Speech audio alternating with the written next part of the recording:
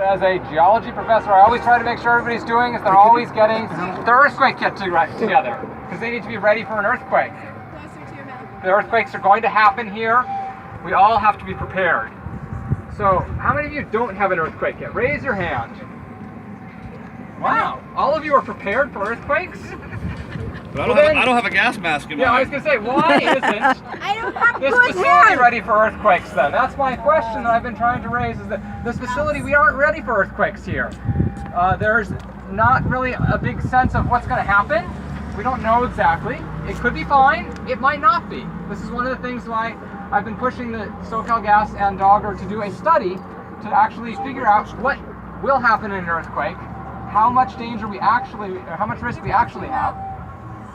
And then, once they do that, they need to do something about it. They need to get their earthquake kit.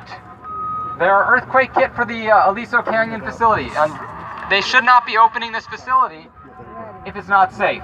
And we don't know how safe it is. So that's all I've been trying to get it for everyone to think about. So I'm glad all of you have earthquake kits. Let's make sure that they have one here. So this is like Northridge, right? And wasn't there a bad earthquake here like 10 or 20 years ago? 94. 94, and you know, you've got this thing here, and it's like, you know, I mean, what kind of drugs were the people on who decided to put something like that here, you know, close to a fault line in Southern California to begin with? I mean, I'm not trying to be sarcastic, but it almost sounds like, you know, somebody was smoking a little too much reefer. Wasn't one of So, those. all of you, how many of you were here in 1994?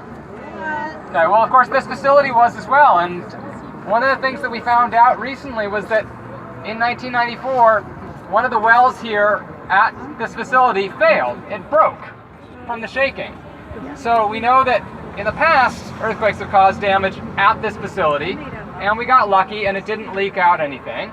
Will that happen again? We don't know. Again, we need to figure that out. I saw a geological study that said if we had another earthquake like Northridge, we would lose 3 wells. I don't think anybody knows how many wells there could be. One of the scenarios that we do think about, though, is the Santa Susana Fault, which runs directly underneath all 114 wells. All of them are cut by that fault. That fault is an active fault. It could produce a magnitude 7 earthquake, which could conceivably tear all 114 of those wells and cause not just one well to blow out, But all of them. All of them. I'm not saying that will happen. Nobody knows if that will happen because nobody has actually done the calculations to figure out whether that's going to happen. So that's what we need to do. Yes. So what do you know about the cap rock and its stability rather than being cracked of all these years of being pressurized up to 3,500 psi and then relaxed? Is that likely to crack a cap rock? Well, one of the things we know about this particular spot is that it held oil and gas for millions of years, and it didn't, that gas stayed down there. So that's not the big thing you're worried about. You should not necessarily be worried about the natural problems. We need to worry about the aging, man-made infrastructure that cuts through those that we know. Because of the difference in pressurization, whether that would have changed what was there for millions of years.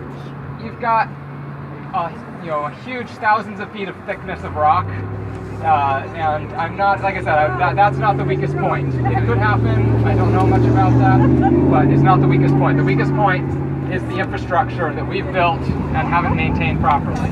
Now, forgive me, I'm not around here, but I don't live around here. My brother does, and he's been very sick from this thing. But, don't you have, these seismologists and these earthquake experts? Because you've got the best schools, you've got the best universities in, the world in California. And don't they come into the, the county meetings or the city meetings or come testify before the committees? What's the deal? Is there a law that says, hey, we can not look at any science, or can they look at science? Because we're talking about science kind of disappearing when it comes to making money. Can you show them the science, and will they say, hey man, according to this science, this is not any good? What are you getting from them when they hear that? Your lawmakers and stuff. Do they hear it? Our Dogger friends have been listening to it. They're looking into it, and then they've sort of ignored it. So they're working on it. They haven't made a decision yet. So that's one of the things that I'm hoping for, is I'm hoping that they will see that light. and the county is suing over it even if they don't see the light. So one of those two things. All right.